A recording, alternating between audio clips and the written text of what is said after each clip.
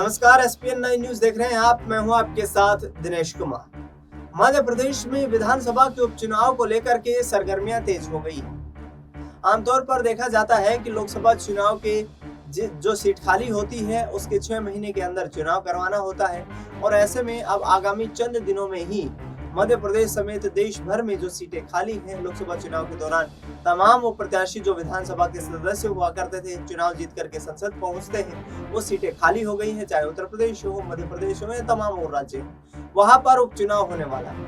और मध्य प्रदेश में विशेष तौर पर एक चर्चा का केंद्र जो सीट बनी हुई है वो बुधनी सीट। बुधनी सीट इसलिए चर्चा का केंद्र बनी हुई है क्योंकि मध्य प्रदेश के पूर्व मुख्यमंत्री, वर्तमान में केंद्रीय कृषि मंत्री शिवराज सिंह चौहान बुधनी सीट से लगातार 6 चुनाव जीते थे। बुधनी सीट से वह विधायक थे और ऐसे में लोकसभा का चुनाव लड़ा उन्होंने विदिशा से। वहां पर बड़ी जीत दर्ज की और बड़ी जीत दर्ज करने के बाद वह केंद्र की ओर रुख कर लेते हैं। अब बुधनी सीट पर शिवराज सिंह चौहान अपने बेटे कार्तिकेय सिंह चौहान को चुनावी मैदान में उतारना चाहते हैं। याद कीजिए दर्शकों, वो वक्त वर्ष 2023 नवंबर का, जब मध्य प्रदेश के चीफ मिनिस्टर के तौर पर शिवराज सिंह चौहान को हटा करके मोहन यादव की ताजपोशी कर दी गई थी। उस दौरान कार्तिकेय सिंह चौहान ने कई ऐसे बयान दिए जो कहीं ना कहीं भारतीय जनता पार्टी के खिलाफ थे, जिसमें उन्होंने साफ तौर पर कहा कि जो नेता आपके काम आता है, जो नेता जब तक ताकत में रहता है तब तक उसके चरण जो है वो कमल के समान रहते हैं, लेकिन जैसे ही कोई राजनेता पावर से दूर हो जाता है, सत्ता से दूर हो जाता है, वो ऐसे गायब हो जाता है जैसे गधे के सर से सींग गायब हो जाता है। ये तमाम बयानबाजियां खुद मध्य प्रदेश के पूर्व मुख्यमंत्री शिवराज सिंह चौहान और उनके बेटे के द्वारा की गई। जिस तरीके से निराश नजर आए, लेकिन अब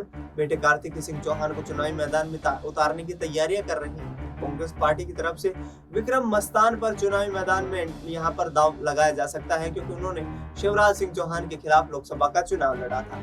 अब देखना यह होगा कि बुधनी सीट से क्या कार्तिकेय सिंह चौहान अपने राजनीतिक करियर की शुरुआत कर पाएंगे, क्योंकि लोकसभा चुनाव के दौरान भी जिस तरीके से वह सक्रिय दिखाई दी और इसके साथ साथ भोपाल में एक कार्यकर्ताओं का सम्मेलन बुलाया उन्होंने, उसमें वे कहते हुए नजर आए कि आपने मेरे पिता को लंबे वक्त तक राजनीतिक रूप से सम्मान दिया है और अब मुझे आशीर्वाद देने का वक्त आ चुका है।